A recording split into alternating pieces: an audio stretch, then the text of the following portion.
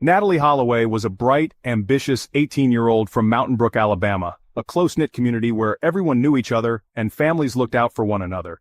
Natalee was known for her infectious smile, her kindness, and her determination to make a difference in the world. She had just graduated high school with honors, earning a full scholarship to the University of Alabama. Natalee dreamed of becoming a doctor, inspired by her love of science and her desire to help others. Her future seemed limitless, filled with hope and promise. In May 2005, Natalee joined her classmates on a long-anticipated graduation trip to Aruba, a sun-soaked island paradise. For many of the students, it was their first taste of freedom, a chance to celebrate their achievements and make memories before heading off to college. The days were filled with laughter, beach parties, and the excitement of youth. The island's beauty and vibrant nightlife made it feel like a dream come true for the graduates. But on their last night, everything changed. Natalee was seen leaving the popular nightclub, Carlos and Charlie's, not with her friends but with three young men she had just met. It was a decision that would alter the course of countless lives. When Natalee didn't show up for her flight home the next morning, her friends and teachers grew concerned. As hours passed, worry turned to panic.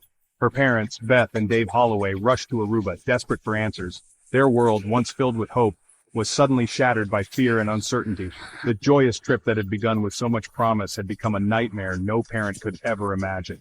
Beth and Dave began a desperate search for their missing daughter, clinging to hope as they faced the unknown. They had no idea of the ordeal and heartbreak that awaited them on the island of Aruba. In Aruba, the disappearance of Natalee Holloway sent shockwaves through the island. Her parents, desperate for answers, immediately flew in and led a massive search effort, refusing to give up hope even as days passed with no sign of their daughter.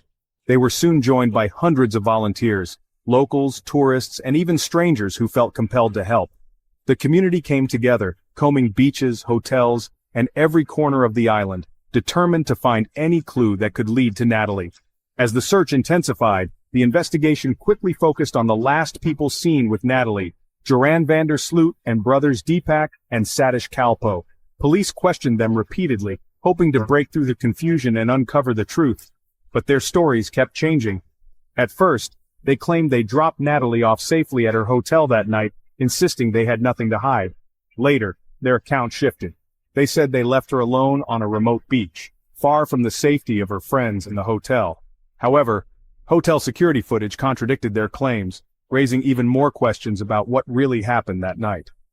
Despite hours of interrogation and mounting suspicion, there was no body, no physical evidence, nothing concrete to tie anyone to Natalee's disappearance. The police were left frustrated and powerless. The suspects were arrested and released multiple times, as authorities struggled to build a case without solid proof. As weeks turned into months, the case stalled, leads dried up, and hope faded, leaving the truth to slip further and further away. Natalee's family, heartbroken and exhausted, was left fighting for answers in a foreign land, determined to keep searching for the daughter they refused to forget.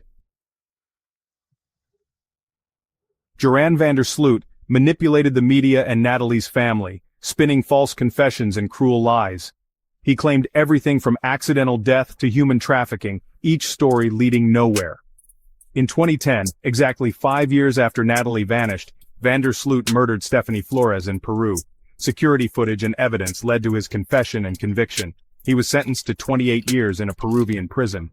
Justice was served for Flores, but Natalee's fate remained a mystery. Van der Sloot's pattern of deception and violence was undeniable.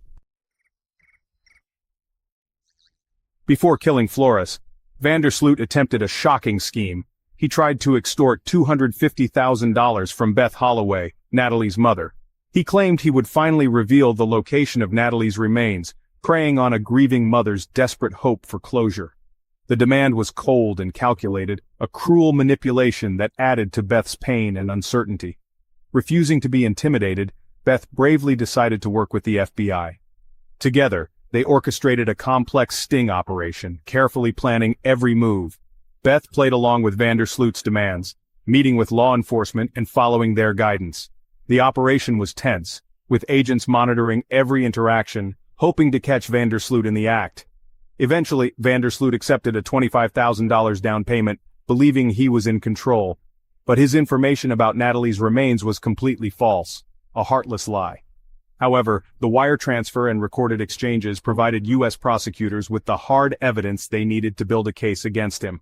With this evidence, Vandersloot was formally charged with extortion and wire fraud in Alabama. The legal documents highlighted the seriousness of his crimes, and his mugshot became a symbol of his long-overdue reckoning. This legal maneuver ensured that, even after serving his sentence in Peru for another crime, Vandersloot would eventually face American justice. The international cooperation between the U.S. and Peru underscored the determination to hold him accountable. The extortion case became a crucial link in the ongoing search for answers, keeping hope alive for Natalee's family and all those who still sought the truth. Each legal step brought them closer to justice. Beth Holloway's courage, patience, and unwavering determination set a trap that would one day force the truth into the open. Her willingness to work with authorities was instrumental in building the case. After years of heartbreak and uncertainty, the wheels of justice were finally turning, offering a glimmer of hope that answers and accountability were within reach. In 2023, Vandersloot was extradited to the U.S. to face extortion charges. As part of a plea deal, he was required to confess what happened to Natalee. In a chilling statement, he admitted to killing her on the beach after she rejected his advances. He described disposing of her body in the ocean. After 18 years, the truth was finally revealed. Vandersloot was sentenced to 20 years in the U.S. to be served after his time in Peru. For Natalee's family, the confession brought painful closure. Justice at last had been served.